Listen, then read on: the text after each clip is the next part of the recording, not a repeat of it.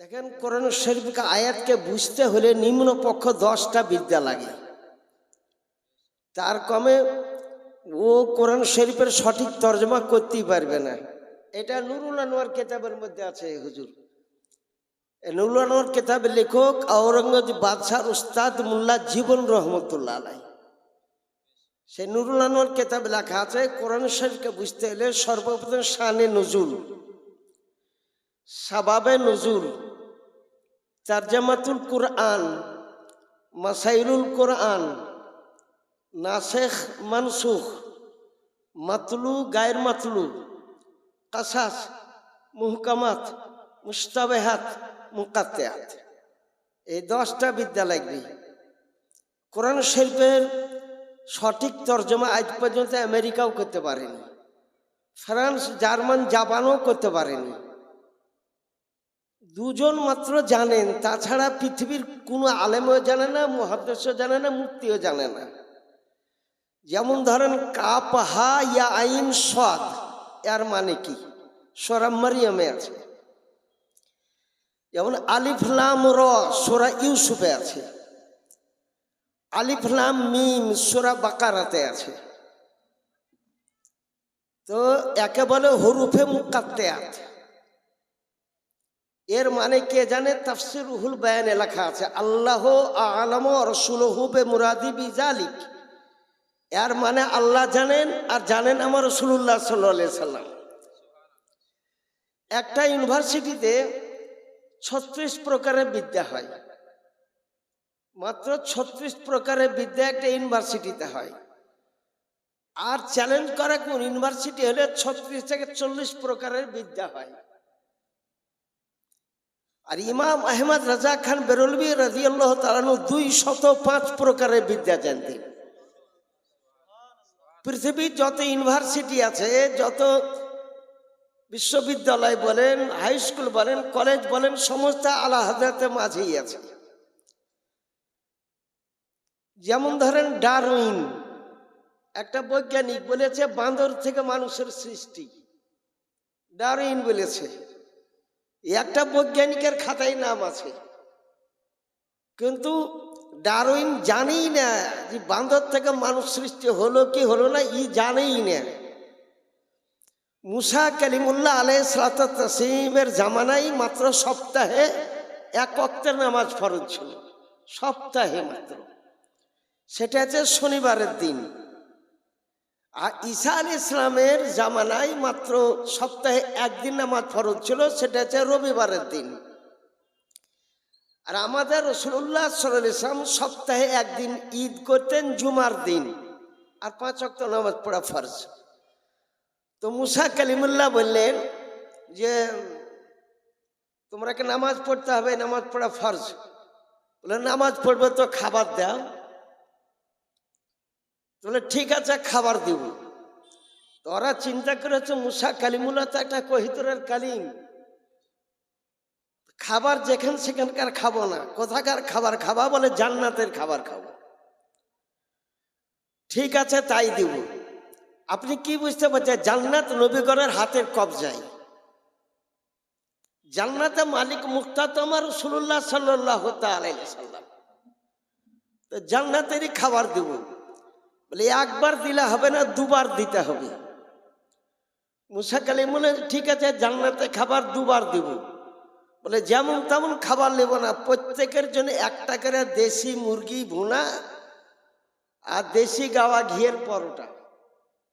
ঠিক আছে, তাই দিব। তবে আমার একটা কথা হলো, সকালকার খাবার বিকাল করিও না, বিকালকার খাবার সকালে করে, বাসেই করিও না।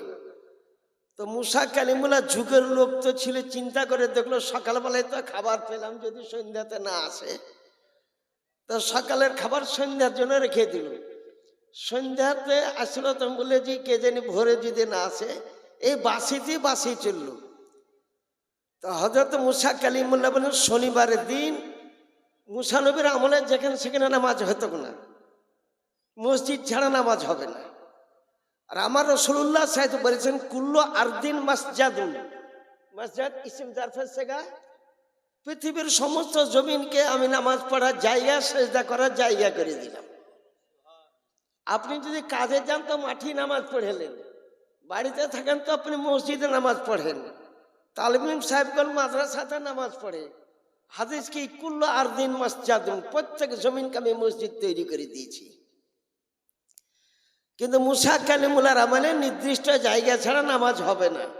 তো নীল দরিয়ার কিনারাতে নির্দিষ্ট জায়গাতে নিয়ে গেলেন ৭২,০০০ লোককে।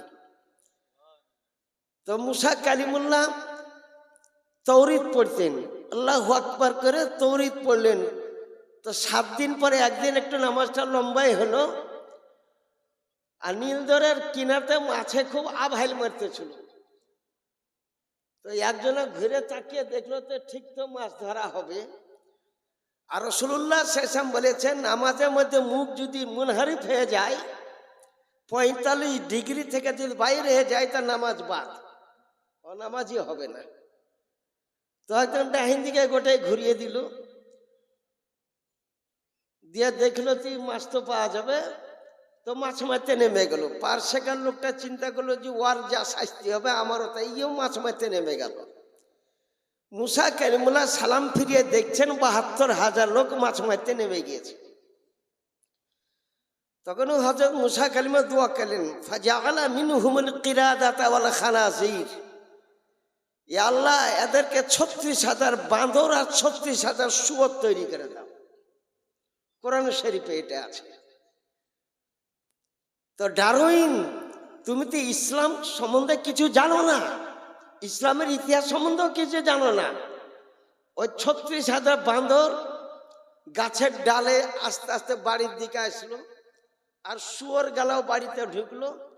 তার বিবি বলতেছে যে তোর আব্বা নামাজ পড়তে গিয়েছে, নামাজ পড়ে আসছে, তো বাঁদরে দেখলে আমাকে বইবে, শুয়োরকে দেখলে তো মার শুয়োরকে। তো বাইলহটের বাড়ি মেরে ৩৬,০০০ শুয়োরকে শেষ করে দিল। আর বাঁদর গালা গাছের ডালে তীর মেরে মেরে ওরা শেষ করে দিল।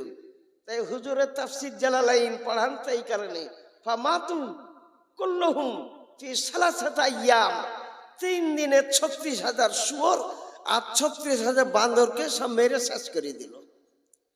ওই ডারউইনের ভুল আজ পর্যন্ত ভাঙেনি। মানুষ আদম থেকে সৃষ্টি হয়েছে, কোনো বাঁদর থেকে সৃষ্টি হয়নি। কলকাতায় একটা বাঁদর ক বছর ধরে যে জ্বালাইলো লোককে, কিন্তু কোনোদিন মানুষ হলো না। আজ পর্যন্ত পৃথিবীতে একটা বাঁদর থেকে মানুষ হয়েছে তা কেউ প্রমাণ করতে পারবে না। বেরাদারান ইসলাম, তাই আপনাদেরকে আমি আরজ করি যে আমি একটা মাসলাকে আলাহাদে ব্যক্তি, ইমাম আহমদ রেজা খান বেরেলভির আকায়েদে মান্যকারী ব্যক্তি। বলছেন নারে তাকবীর আল্লাহু আকবার, নারে রিসালাত ইয়া রাসূলুল্লাহ, মাসলাকে আলাহাদা জিন্দাবাদ। আমাকে ৫০,০০০ টাকা চ্যালেঞ্জ করেছিল বর্ধমানে, এটা যদি প্রমাণ করতে পারেন তা আপনাকে ৫০,০০০ টাকা দেব। তো মেলা আলেম ওলামা ছিল বললে কে জানি ঝগড়া লেগে যাবে, কি লেগে যাবে, তো আমরা পারবো না। তালিবুল ইলমটা ছিল সাইদাপুর মাদ্রাসার ছাত্র, শুননি, আমাকে ফোন করলো, ঠিক আছে তোমাকে উদ্ধার করতে যাব। আমি গেলাম, বড় লোক ব্যক্তি ছিল, ৩ তলা মসজিদের সামনে বাড়ি, ওকেও চেয়ার দিয়েছে, বসে গেল। বলে আপনি যদি প্রমাণ করতে পারেন তো ৫০,০০০ টাকা দিব। বলে টাকাটা সামনে রাখেন, আমাকে প্রমাণ করতে ৩ মিনিট টাইম লাগবে না। বলে আপনি প্রমাণ করেন, টাকা দিছি। বলে না, চ্যালেঞ্জ করা খুব সোজা, টাকা বাহির করা খুব কঠিন। আপনি টাকা আগে টেবিলে রাখেন। কি করব, মেলাক্ষণ ধরে বসতে বসতে টাকাটা রাখ হলো, বুঝলেন। বলে মুসলিম শরীফ ২য় খণ্ড ৪১৬ পৃষ্ঠা, এতে লেখা আছে রাসূলুল্লাহ সাল্লাল্লাহু আলাইহি সাল্লাম একটা বিশাল বড় জুলুস করেছিলেন, সেই জুলুসে বেটা ছেলে অংশগ্রহণ করেছিল, মেয়ে ছেলেরাও অংশগ্রহণ করেছিল। তাই লেখছে অন্যসাওয়ালা সাকফিল বয়ুতি, মেয়ে ছেলেরা ছাদের উপর ছিল। অল গিলমানো অল খুদ্দামো, যারা যারা বুঝলেন বেটা ছেলে ছিল, চাকর বাকর ছিল, রাস্তার উপর আফরিত তাফরিহি করতেছিল। সেই জলুসে লোক ছিলেন ৪০ জন। ডান দিকার কাতারে ২০ জন, বাম দিকার কাতারে ২০ জন। ডান দিকার কাতারের 19 জনের মাথায় 20 জনের বেলাতে উমার ফারুক আজম ছিলেন, আর বাম দিকে 20 জনের মাথায় 19 জনের মাথায় আমির হামজা ছিলেন। এই 2 জন ব্যক্তি ছিলেন। কি শব্দ ছিল দেখুন, মুসলিম শরীফে হুজুরাতে 86 হাদিস, ওয়ায়ুনাদুনা ওয়া মুহাম্মদ ওয়া রাসূলুল্লাহ। এটা দুবার লেখা আছে, ওয়ায়ুনাদুনা ওয়া মুহাম্মদ ওয়া রাসূলুল্লাহ। তারা বলতেছেন নারায়ে তাকবীর আল্লাহু আকবার, নারায়ে রিসালাত ইয়া রাসূলুল্লাহ। তো ওই বড় লোকটা বলছে আর মৌলবীটাকে দেখালাম ঠিক না বে ঠিক, আমি তো হাদিস জানি না। বলে আপনি চ্যালেঞ্জ করেছেন, আপনি দেখেন গা। নঈমুদ্দিন মুফতির সঙ্গে কে চ্যালেঞ্জ করতে বলেছে আপনাকে? এখন আপনি টাকা দিন। আচ্ছা হুজুর, আর একটা আপনি প্রমাণটা করে দেন। সেটা হচ্ছে আমরা পতাকা যে উড়াই জলুসের দিনে, এই পতাকা উড়াটা কোন হাদিস শরীফের মধ্যে আছে? বলে এটা খাসাইছে কুবরা কেতাব প্রথম খণ্ড 48 পৃষ্ঠায় লেখা আছে। লেখা আছে কি, সালাসাতা আলামিন মাজরুবাতিন, নবীর জন্মের তারিখে 3টা সবুজ রঙের পতাকা আসলো।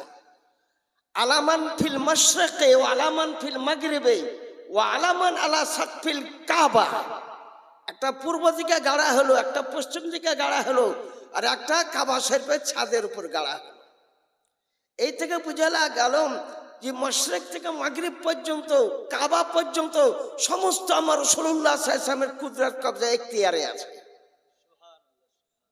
এই কথা, এটা তাফসীর জালালাইন প্রথম খণ্ডে 48 পৃষ্ঠাতে লেখা আছে।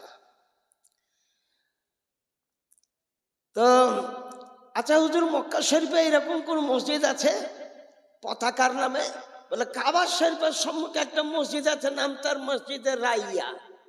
রাইয়াতের মানে পতাকা। কাবা শরীফের সম্মুখে রাসূলুল্লাহ মক্কা বিজয় করার পর ওই জায়গাতে একটা পতাকা গেড়েছিলেন। এখন ওখানে একটা বিশাল বড় মসজিদ তৈরি করে দেওয়া হয়েছে। তো বুঝতে পারা গেল পতাকা উত্তোলন করা জায়েজ আছে, নারায়ে তাকবীর বলা জায়েজ আছে, নারায়ে রিসালাত ইয়া রাসূলুল্লাহ বলা জায়েজ আছে। আপনারা ভালো করে শুনেলেন, আমি মুফতি, আমি তাখাসুস করাই। প্রত্যেক মাসে আমি 30টা ছেলেকে আমি মুফতি লাইন পড়াই পর্যন্ত। এবার আমি আর একটা প্রশ্ন উত্তর দিচ্ছি, বুঝলেন? আবু বকর সিদ্দিক, উমর ফারুক আজম, উসমান ইবনে হযরত আলী বড় কে 4 জনের মধ্যে? শিয়া সম্প্রদায়ের লোক বলেছে জিবরিল আমিন ওহী নিয়ে আসতে গিয়ে ভুল করে হযরত আলীর কাছে আসতেছিল, ভুল করে নবীর কাছে চলে গিয়েছে। তাই পৃথিবীতে সব থেকে বড় হচ্ছে হযরত আলী কাররামাল্লাহু ওয়াজহুল কারীম। বাহারের শরীয়তের প্রথম খণ্ড কিতাবুল আকাইদে লেখা আছে, আফদালুল বাশার বাদাল আম্বিয়া বিতাহকিক ওয়া আবু বকর সিদ্দিক। নবীর পর পৃথিবীতে মানুষের মধ্যে সর্বশ্রেষ্ঠ কেউ যদি থাকে তিনি আবু বকর সিদ্দিক রাদিয়াল্লাহু তাআলা। সুম্মা উমর, তারপর উমর ফারুক আজম, তারপর সুম্মা উসমান, তারপর উসমানে গনি রাদিয়াল্লাহু তাআলা, সুম্মা আলী, তারপর হচ্ছে আলী কাররামুদ্দিল কারীম। দামাদাম মস্ত কালান্দার, আলী কা চৌথা নম্বর। তাই বলে আমরা কি আলীকে মানি না? খুব মানি আলীকে। আলী কারীমের জন্ম সম্বন্ধে বলতেছে, কেউ বলছে যে কাবা শরীফ, কিন্তু সহি বর্ণনা মোতাবেক কাবার পার্শ্বে ছিল হযরত আলীর বাড়ি। হযরত আলী বাপের নাম আবু তালেব। সাফা মারা যারা হাজি আছেন, সাফা পাহাড় মারওয়া পাহাড় দেখেছেন, সাফা পাহাড়ের পার্শ্বে ছিল হযরত আবু তালেবের বাড়ি। হযরত আলীর পিতার নাম আবু তালেব, আর উনার মায়ের নাম হচ্ছে, হযরত মায়ের নাম ফাতেমা বিনতে আসাদ। ফাতেমা বিনতে আসাদ। সৌত বলা হয় কাবা শরীফকে চক্কর দেওয়া। আমরা 7 সৌত করি, 7 বার কাবা ঘুরি। 3 চক্কর দেওয়ার পর হযরত আলীর মা ফাতেমা বিনতে আসাদের সন্তান খালাসার ব্যথা উঠে পড়ল। তখনই তিনি কাবার পার্শ্বে ছিল আবু তালেবের বাড়ি, সেইখানে হযরতের জন্ম হয়েছে। এই কথাই লেখা আছে, বুঝলেন, কেতাবের মধ্যে। কিছু কিছু লোকে বলেছে সেটা আলাদা কথা, কিন্তু সব থেকে পৃথিবীতে তাহকিক করনেওয়ালা তাজুস শরিয়া মুফতি আজম হিন্দ আলা হযরত, তার উপর বিশ্বে তাহকিক করার কোনো ব্যক্তি নাই। একটা পুত্র সন্তান জন্মগ্রহণ করেছিল। হযরত আলী কসম করেছিলেন জন্মগ্রহণ করার পর কাবাকে দেখব না, মাকেও দেখব না, বাপকেও দেখব না, দুনিয়াকেও দেখব না, অতক্ষণ পর্যন্ত যতক্ষণ রাসূলুল্লাহ সাল্লাল্লাহু আলাইহি ওয়াসাল্লামকে না দেখব। এটা মায়ের পেটে কসম করেছিলেন। আমরা মায়ের পেটে কি হয় কিছু বুঝতে পারি? তাহলে কেউ যদি নবীকে বলে আমার মত অনুসারে নবী তো থাক, তুই হযরত আলীর সঙ্গে পাল্লা করতে পারবি না। তাই হযরতের চোখ বুজে গিয়েছিলেন। 3 দিন পর তিনি কাবা শরীফের পিছন দিয়ে চলে যাচ্ছেন, রাস্তায় রাসূলুল্লাহ সাল্লাল্লাহু আলাইহি ওয়াসাল্লামের সঙ্গে দেখা। লড়েউনি চড়উনি দুধও পান করেনি 3 দিন পর্যন্ত। আর রাসূলুল্লাহ বলতেছেন, মা বলে ডাকতেন ফাতেমাকে, তিনি বলেন উম্মি বাদা উম্মি, আমার মায়ের পর কেউ যদি মা থাকে তিনি হচ্ছেন হযরত আলীর মা ফাতেমা বিনতে আসাদকে মা বলে ডাকতেন। কোথা থেকে আসতেছেন? বলে এই দিক থেকে আসতেছি, হেরেম শরীফের দিক থেকে আসতেছি। তোমার ঘাড়ে লড়ছে কি? বলে এই দেখুন হুজুর, 3 দিন ধরে আমি কেঁদেছি। লড়েউনি চড়েনি, দুধও পান করেনি, চোখও খোলেনি। দেখি বাচ্চাটাকে নিলেন, তো হযরতের চোখ খুলে রাসূলুল্লাহকে সর্বপ্রথম দেখে নিলেন। নারায়ে তাকবীর, আল্লাহু আকবার, নারায়ে রিসালাত, নারায়ে রিসালাত, মাসলাকে আলা হযরত জিন্দাবাদ, নারায়ে তাকবীর, আল্লাহু আকবার, নারায়ে রিসালাত। তো হযরত আলী কারিম কসম করেছিলেন জিন্দগিতে কোনোদিন নাভির নিচে না কোনো বাটা ছেলে না কোনো মেয়ে ছেলেকে দেখবো আমি। এরকম আমার মজলিসে একটা লোকও পাওয়া যাবে না, একটা লোকও পাবে না যে আপন বেটা বেটির গুপ্ত অঙ্গ দেখেননি, এইরকম লোক একটাও পাওয়া যাবে না। হযরত আলী কসম করেছিলেন হযরত আলী 30টা সন্তান, একটা দুইটা নাই, 15টা বেটা 15টা বেটি। আলী কাররামুল ওয়াজহুল কারীমের ফাতেমার জিন্দগিতে তিনি একটাও বিবাহ করেননি। ফাতেমার ইন্তেকাল করার পর মোহাম্মদ হানিফ পাহলওয়ানের মা হুনুফা বিবিকে বিবাহ করেছিলেন। কিন্তু এই হানিফের জন্য হযরত আলী খুব কেঁদেছেন। দুধ খাওয়া অবস্থাতে হানিফ পাহলওয়ানের মা ইন্তেকাল করে গিয়েছিলেন। তাই যুদ্ধ প্রান্তরে গেলে এই বাচ্চাটাকে সঙ্গে করে নিয়ে যেতেন। আর নাম রেখেছিলেন কি মোহাম্মদ আবুল কাসিম ইবনুল হানাফিয়া, মিশকাত শরীফ। উনি হাদিসে বর্ণনা করেছেন। লোকে বলেছিল জি মোহাম্মদ নবীর নাম আবুল কাসিম, নবীর টাইটেল, আপনার ছেলের নাম মোহাম্মদ আবুল কাসিম ইবনুল হানাফিয়া রাখলেন কেন? আরো তো সে একের অধিক বিবি থাকলে মায়ের বংশের সাথে বংশ করে নাম রাখতো। যেমন হাসান হুসাইনকে বনু ফাতেমা বলা হয়, হানিফকে বুঝেছেন বনু হুনুফা বলা হয়। তাই আলী কাররামুল ওয়াজহুল কারীম জিন্দগিতে কোনোদিন গুপ্ত অঙ্গ পর্যন্ত দেখেনি। তাহলে তার মতন পরহেজগার সারা পৃথিবীতে 550 কোটি লোকের মধ্যে একটাও দৌড়া পাওয়া যাবে না। হযরত আলীর মতন তো একটা যায়। বা আমি ইতিহাসের ছাত্র, ইতিহাস নিয়ে আমি এমএম করা একজন ব্যক্তি। আমি গভর্নমেন্ট স্কুলে 36 বছর চাকরিও করেছি। ইতিহাস নিয়ে এমএম করা একজন ব্যক্তি। আরো অনেক ব্যক্তি এখানে বাংলা লেখাপড়া অনেকেই আছেন, ইতিহাসের ছাত্র আছেন, ভূগোলের ছাত্র আছেন, সকলের ছাত্র আছেন। তাই আলী কাররামুল ওয়াজহুল কারীম তিনি একটা বিবাহ করতে ইচ্ছা করেছিলেন আবু লাহাবের বেটিকে। তো রাসূলুল্লাহ বলেন আল্লাহ লা তাজতামু বিনতি ওয়া বিনত আদু বিল্লাহ, আমার বেটি আর দুশমনের বেটি এক জায়গায় জমা হবে না। সেদিন আলী কাররামুল ওয়াজহুল কারীম কসম করে নিলেন ফাতেমার জিন্দগিতে আর কোনোদিন কাউকে বিবাহ করব না। ফাতেমার ইন্তেকালের 1 বছর পর হনুফা বিবিকে তিনি বিবাহ করেছেন, যাতে একটা পুত্র সন্তান হয়েছিল, নাম তার মোহাম্মদ হানিফ পাহলওয়ান। মা তো দুধ খাওয়া অবস্থাতে ইন্তেকাল করে গিয়েছেন। অনুপ রাসূলুল্লাহর একটা পুত্র মোহাম্মদ আবুল কাসেম, তিনি মাত্র 12 মাসে ইন্তেকাল করেছিলেন। তাই রাসূলুল্লাহ খুব কেঁদেছিলেন। খাদিজাও রোজ রাত্রিতে কাঁদতেন। খাদিজা, কাঁদতেছ কেন? তোমার পুত্রকে জান্নাতুল ফেরদাউসের একটা দায় রেখেছি, একটা হুরিকে দুধ পান করাবার জন্য। আইএমএ রাজা 2 বছর পর্যন্ত দুধ পান করাবে। তুমি যদি মনে করো তার কান্নার শব্দ তোমাকে আমি শুনিয়ে দিই, বলে হুজুর আর কান্নার শব্দ আমি শুনবো না। আবার বেটা যখন জান্নাতে একটা হুরির দুধ পান করতেছে, তাহলে নবীগণের পাওয়ার কত, কোথায় মদিনার, কোথায় জান্নাতুল ফেরদাউস।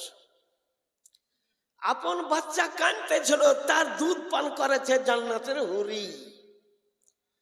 তাই নবীকে তো আমার মতন বলা হারাম, হযরত আলীকেও আমার মতন বলা চলবে না। আলী কাররামুল ওয়াজহুল কারীম বিবাহ যখন করেন, নগদ মোহরানার টাকা দিয়ে দিয়েছেন। কত টাকা মোহরানা দিয়েছেন? বর্তমান বাজারে হিসাব যদি করা যায় 40 লাখ টাকা হবে। আপনারা কিছু দেলমোহর বেশি বাঁধলে আপনারা বলেন যে হাদিস মোতাবেক ভালো।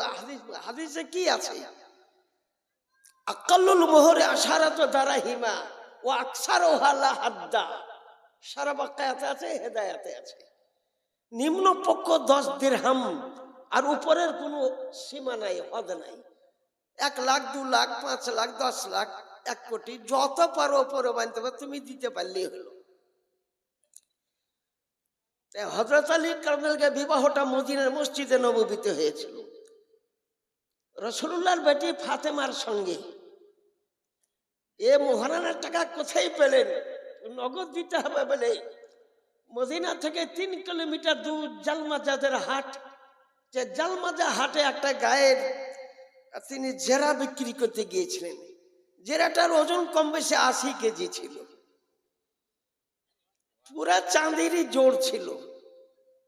এই জেরাটা হযরত আলী এক কথার ব্যক্তি ছিলেন।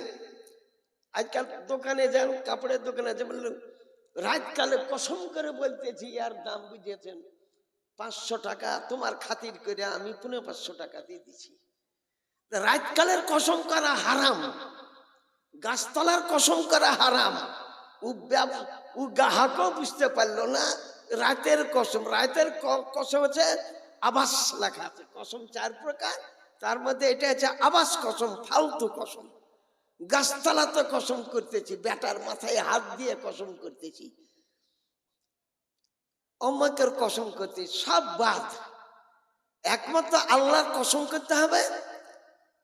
কিন্তু কেউ যদি কোরআন শরীফের কসম করে লাই, তাকে বুঝেছেন কসম পুরা করতে হবে। ফতোয়া তাজুস শরিয়ার 10 খণ্ডে লেখা আছে। হযরত আলী কাউকে বলে কত টাকা দাম জেরাটা? বলে 450 মিসকাল। 400 মিসকালে দাও। বলে দিব না। হযরত আলী জিন্দেগিতে 2 রকম কথা বলেননি। আবার কেউ বলে কত দাম? বলে 450 মিসকাল। বলে 450 মিসকালে দাও। বলে হবে না। এই করতে তো ওসমানে গানি এসেছিলেন, জেরাটাকে তুললেন। কত দাম? 450 মিসকাল। সঙ্গে সঙ্গে 450 মিসকাল দিয়ে দিলেন। যাও জেরাটা কবুল করে নিলেন। দেয়ার বাবনে হযরত আলী, তুমি মুশকিল কোষা, তুমি বীর বাহাদুর বীর, তুমি হায়দারে কারার। তোমার মা তোমার জন্মের টাইমে তোমার নাম রেখেছিল হায়দার। রাসূলুল্লাহ জিজ্ঞাসা, নাম কি রেখেছ? বলে কাদ সাম্মাতনি উম্মি হায়দারা, আমার মা আমার নাম রেখেছে হায়দার।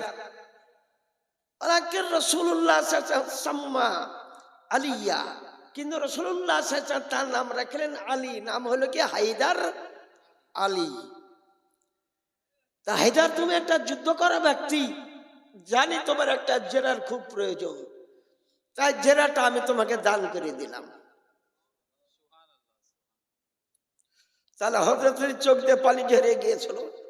ফাজরাফাতিল উয়ুন, ওয়াদালাতিল কুলুব, চোখ দিয়ে পানি ঝরতে লাগলো, দিল থেকে কান্নার রোল উঠে পড়েছিল। তাহলে ওসমান গনির মতন পৃথিবীতে একটা লোক বাহির করতে পারবেন না। আদম থেকে কিয়ামত পর্যন্ত জিন্নুরাইনের টাইটেল কেউ পায়নি একমাত্র হযরত ওসমান গনি ছাড়া। জিন্নুরাইনের টাইটেল, একটা নবীর দুইটা বেটির সঙ্গে বিবাহ এক ওসমান গনি ছাড়া পৃথিবীতে কাউরি হয়নি। তাই ওনার টাইটেল জিন্নুরাইন। এই জিন্নুরাইনের টাইটেল পৃথিবীতে দেখবেন কাউরি নাই। তাই হযরত আলী কারণকারী নগদ দেলমোহরের টাকাটা মিটিয়ে দিয়েছিলেন। আর আজকালকার জীবনী গাহা বক্তা অর্থাৎ জীবনেই আমি শুনি না। হাই রে ফাতেমা, গরিব ফাতেমা, ফাতেমা রে ফাতেমা। আলী মুর্তজা খাবারের ব্যবস্থা করতে পারতেন না। হযরত আলী গরিব ছিলেন, হযরত রাজার বেটা ছিলেন, যার বাপের নাম আবু তালিব। আবু তালিবকে বন্দি করেছিল, সে আবু তালিবের 1400 লোককে নিয়ে 3 বছর ধরে একাই তিনি খাইয়েছিলেন। দেখো ইতিহাস, আমি তো ইতিহাসের ছাত্র, আগেই বলতেছি, 3 বছর ধরে 1400 লোককে সমস্ত কিছু খাইয়েছিলেন আবু তালেব। অবশ্য হযরত আলীর মামু একদিন এসে দেখলো আবু তালেবকে বন্দি করে রেখেছে, সঙ্গে সঙ্গে কাবাতে তরবারি বাইরে করে বলে দিল, আজ থেকে যে ফসল রুইবে গাল্লা যেতে দিবে না, তার সঙ্গে যুদ্ধ থাকলো। ওর একটা বড় কাবিলে ছিল, ওর সঙ্গে পাল্লা করতে পারলো না, আবু তালেবকে খালাস করে দেওয়া হলো। তো তারই তো বেটা হয়েছে 3টে, জাফর বিন আবি তালিব, আলী বিন আবি তালিব, উকাইল বিন আবি তালিব। 3 জন ইসলাম ধর্ম কবুল করেছিলেন। জাফর মুলকে মুতা প্রান্ত শহীদ হয়েছিলেন 650 কিলোমিটার দূর মদিনা শরীফ থেকে। জোহরের নামাজ পড়ার পর রাসূলুল্লাহ সাল্লাল্লাহু আলাইহি সাল্লাম জাফর বিন আবি তালেবের বাড়িতে আসলেন। নাম ছিল তার আসমা। রুটি তৈরি করতেছিল বাচ্চাদের জন্য, 3টা বাচ্চা ছিল। ওই টাইমে রাসূলুল্লাহ উপস্থিত, বলে ইজ্জত পালন করো, তোমার সরতাজ রাজদুলার মুলকে মুতা প্রান্তরে ঘোড়া থেকে এখনই পড়ে গেল। কিন্তু সবিহুন কা সবিহিন নবী সাল্লাল্লাহু আলাইহি ওয়াসাল্লাম, জাফরের চেহারার কাটিংটা রাসূলুল্লাহর কাটিং এর সঙ্গে কিছু মিল ছিল। তাই কাফেরেরা ঘোষণা করলো জাফরকে শহীদ করে দিয়েছে হযরত আলীর বড় ভাই, নবীর মতো নবীকে জবাই করে দিয়েছি। পরবর্তীতে ঘোষণা হলো নবীকে জবাই করতে পারেনি, ওটা জাফর বিন আবি তালিব ছিল। তাই তারা কসম করেছিল কাফেরেরা মৃত্যু লাশের সঙ্গে জেনা করবে, বিচার করো। তখনই আসমানের দিক থেকে মৌমাছি আসলো, মৌমাছিতে জাফরের লাশটা পুরা ঘেরাও করে নিল। কাফেরেরা চিন্তা করলে এটা মধুমাছির চাক, আর মুসলমানরাও চিন্তা করলে এটা বিশাল বড় মৌচাক। তাই সকলেরই জানাজা পড়া হয়েছিল। 69 জন শহীদ হয়েছিল, 68 জনের জানাজা পড়া হলো। একজনের লাশ ধরে পাইনি, অর্থাৎ জাফর বিন আবি তালেবের লাশ ধরে পাইনি, তাই তার জানাজা হয়নি। সন্ধ্যার টাইমে রাসূলুল্লাহ সাল্লাল্লাহু আলাইহি ওয়াসাল্লাম মদিনার মসজিদ নববী থেকে বাইরে হওয়ার পর বলতেছিলেন, এসো জানাজা নামাজ পড়ি। কার জানাজা? বলে হযরত আলীর বড় ভাই জাফর বিন আবি তালেবের জানাজা। বলে হুজুর তো 650 কিলোমিটার দূর থেকে শরীয়তের ফতোয়া যে মুর্দা যদি দূরে থাকে জানাজা হবে না, ইমামের সম্মুখী থাকতে হবে, একটা সেজদা করার সমান ফাঁক রাখতে হবে, 3 হাত নেই 2.5 হাত ফাঁক রাখতে হবে। তো মুলকে মুতা প্রান্ত 650 কিলোমিটার দূর। রাসূলুল্লাহ আইল আরদ, জমিন সেদিন ছোট হয়ে যাও।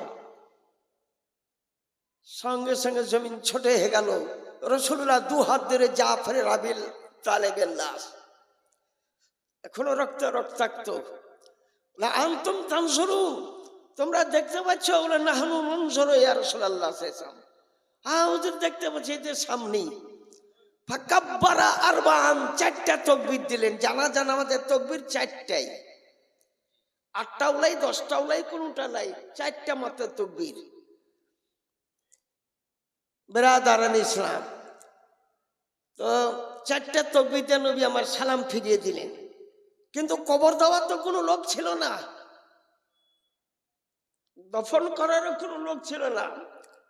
রসুলের বরফা উড়ে যাও, সঙ্গে সঙ্গে জাফরের লাশ শূন্য হয়ে গেল। প্রথম আসমান, দরজা খুলে দাও। দ্বিতীয় আসমান, দরজা খুলে দাও। আল জান্নাতু মিন ইয়ামিনিল আরশে, আরশের ডান দিকে আছে জান্নাতুল ফেরদাউস। যেমনই জান্নাতে ঠেকে দেওয়া হলো, জাফর আবি তালেব জিন্দা হয়ে গেলেন। জান্নাত এমন একটা জিনিস যেখানে কোনো মুর্দা ব্যক্তি থাকে না। জান্নাতে রাত্রি হয় না, জান্নাতে গোসল করা ফরজও হয় না, জান্নাতে পেশাবখানাও নাই, জান্নাতে পায়খানাও নাই। কারণ ওইখানে কারো পায়খানা হবে না, পেশাবও হবে না, গোসল করা ফরজও নাই সেখানে। ওখানে রাত্রি বলতে নাই, সব সময় দিন। ওখানে কতদিন? একদিন। খামসিনা আলফা সানাতিন মিম্মা তাউদ্দুন, এই দুনিয়ার 50,000 বছর সীমান ওখানকার একদিন।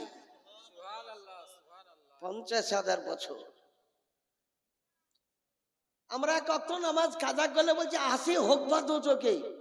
কোনো বাপের বেটা যদি থাকো, 80 হোক বা ক বছরে হয়? বলছে 1 হোক বা 80,000 বছর। তাহলে 80 হোক বা এখন ক লাখ বছর, ক কোটি বছর হয়? আলা হযরত ইমাম আহমদ রাজা খান বেরলভী বলেছেন, দুনিয়ার বয়স মাত্র 7,000 বছর। দুনিয়ার বয়স 7,000 বছর।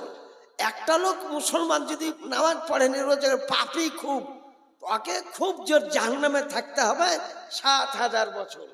ফতোয়া রাজাভিয়া 11 খণ্ডে লেখা আছে, বুঝলেন? তাহলে আলা হযরত কত বড় মুহাক্কিক ছিলেন। আর লোকে বলতে একটা মুর্দা পাওয়া গেল 2.5 কোটি বছর আগে। 2.5 কোটি বছর আগে দুনিয়া ছিল। দুনিয়ারই তো তাহকিক করতে পারোনি, সূর্যরই তাহকিক করতে পারোনি।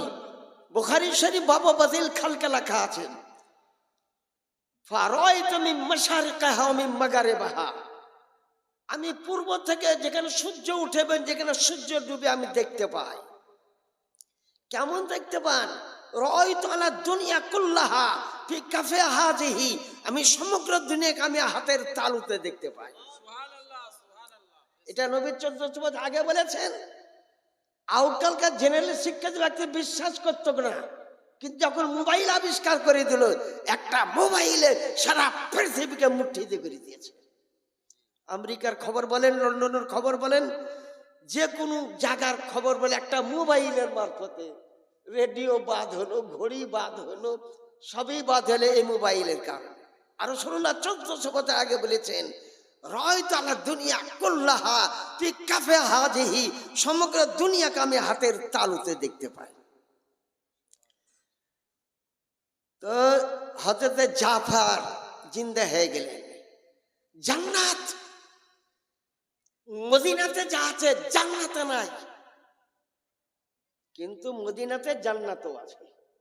মদিনাতে জান্নাত আছে। শুনলাও ভালো করে, জান্নাতে এমনও জিনিস নাই যা মদিনা শরীফে আছে। আর জান্নাত তো মদিনাতেও আছে। রাসূলুল্লাহ সাল্লাল্লাহু আলাইহি ওয়াসাল্লাম বলেছেন, মা বাইনা বাইতি ওয়া মিম্বারি রাউযাতুম মিন রিয়াজিল জান্নাহ।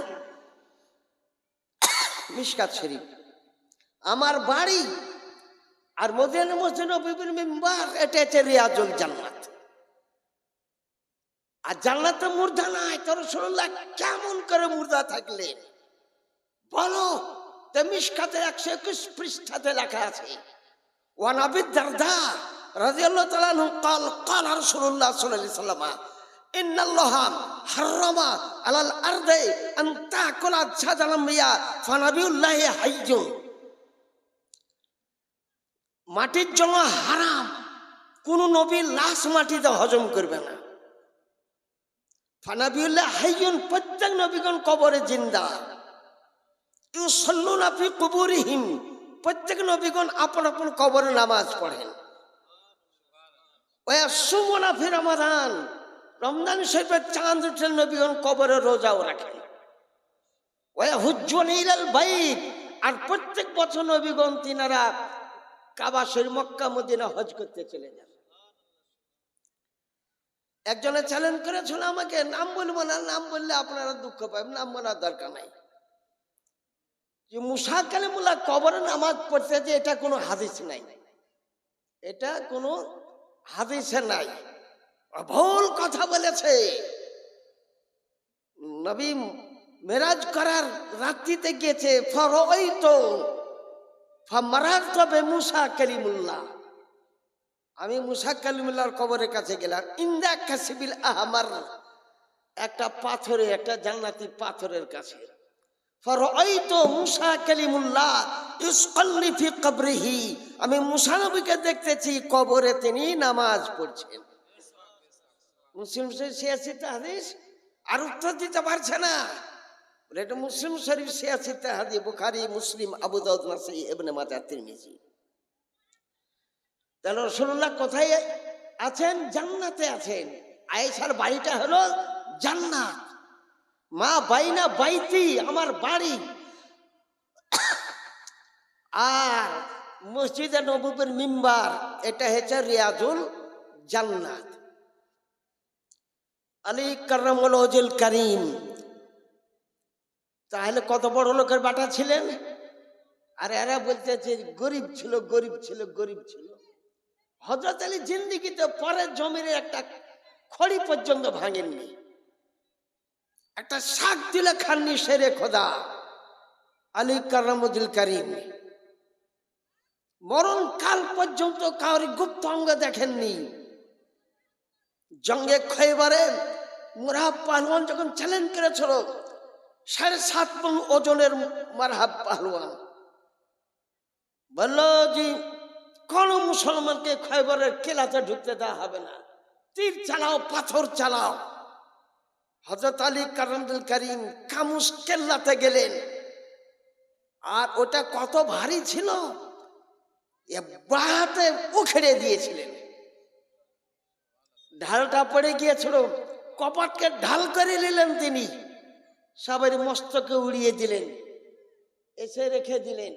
৪০০ জন সাহাবায়ে কেরাম, শক্তিশালী সাহাবায়ে, যোদ্ধা সাহাবায়ে কেরাম, কপাটটাকে চাটতে গেল তো চাটতে পারল না।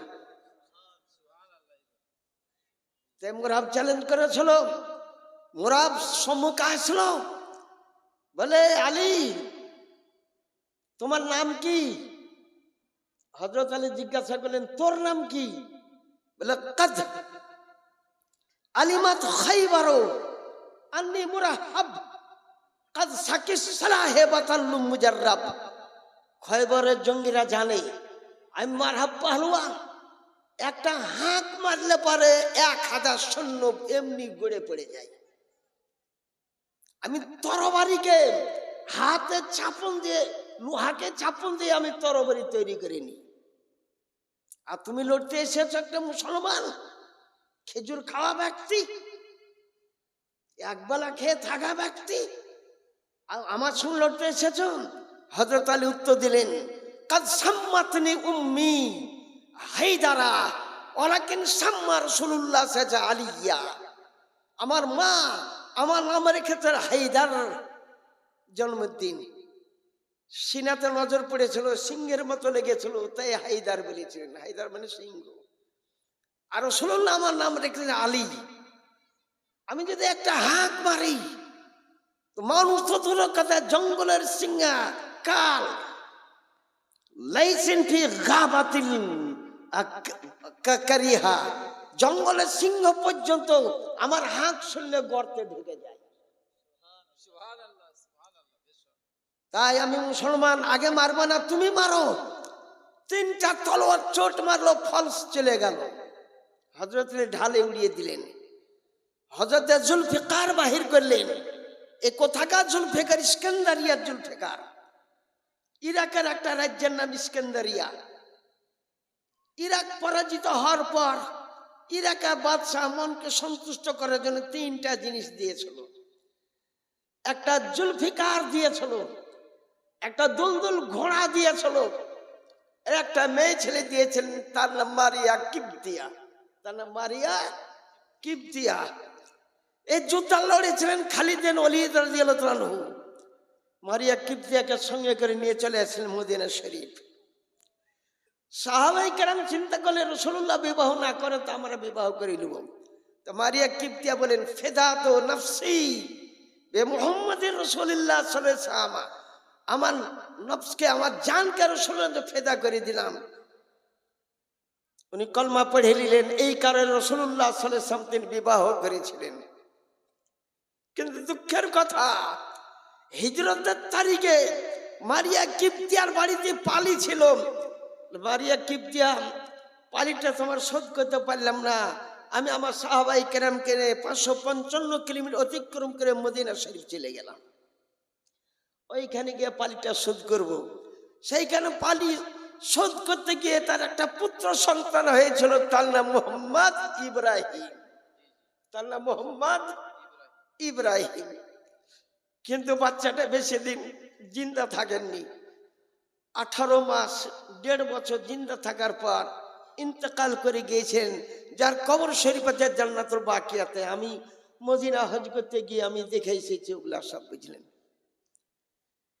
কিন্তু আমি কাউকে অন্যায় কথা বলবো না। যে ইব্রাহিমের কবরে জুতা পাই দিয়ে ভেঙে দিয়েছে, তার উপর কি হতে পারে? একটালে 10,000 সাহাবায়ে কেরামের কবরকে ভেঙেছে। আজকে জান্নাতুল বাকিয়াতে একটা কবর দেখতে পাবে না, কয়েকটা পাথর ছুঁয়ে দিয়েছে, সব ভেঙে দিয়েছে। ওয়াহাবিয়াত, নাজদিয়াত।